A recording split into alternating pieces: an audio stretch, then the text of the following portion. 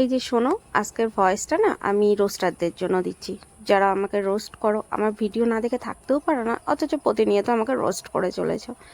তো কিছু কিছু রোস্টারদের নাম আমি বলবো না এখানে, কারণ আমি চাই না ফ্রিতে তাদের প্রমোশন করাতে।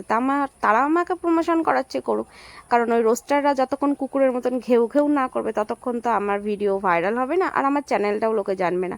তো ওরা হচ্ছে সেই কুত্তার মতন, হাতি রাস্তা দিয়ে হেঁটে গেলে যেমন কুত্তাগুলো ভুক ভুক করে, ঠিক সেই রকম কোনো ব্লগাররা যদি হঠাৎ করে মানে কোনো চ্যানেল যায়, এগিয়ে যাচ্ছে তাদের থেকে বেশি করে, তখন আর রোস্টারদের সহ্য হয় না, তখনই তারা ভুকভুক করতে শুরু করে দেয়, একজনের থেকে আরেকজনা, আরেকজনের থেকে আরেকজনা, আরেকজনের থেকে আরেকজনা, এই করে করে সবাই কিন্তু জেনে যায়। তো যাই হোক না কেন, আমি চাই তারা কুত্তার মতন আমার পেছনে যে পড়ে আছে তারা ভুকভুক করুক। আর হ্যাঁ, দেহ ব্যবসায়ী কথাটা যে বলছো, কখনো কি তোমাদের মা মাসির সাথে আমি গিয়েছিলাম সেখানে ব্যবসা করতে?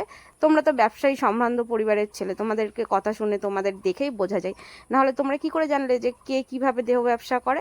আর আমি কি ব্রা প্যান্টির দোকান দিয়েছি? তোমরা তো ব্রা প্যান্টি দেখার জন্যই আমার চ্যানেলে ভিজিট করেছিলে, তাই না?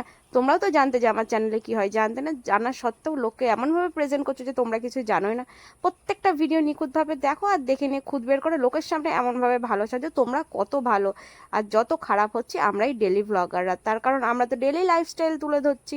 হ্যাঁ, তোমাদের মতো সাজগোজ এসি ঘরে বসে তো আমরা করতে পারছি না ভিডিও, তার কারণ আমাদের কখনো রান্না, কখনো স্নান, কখনো খাওয়া, সবই আমাদের দেখাতে হচ্ছে। তো এরকম এসি ঘর তো আমাদের নেই।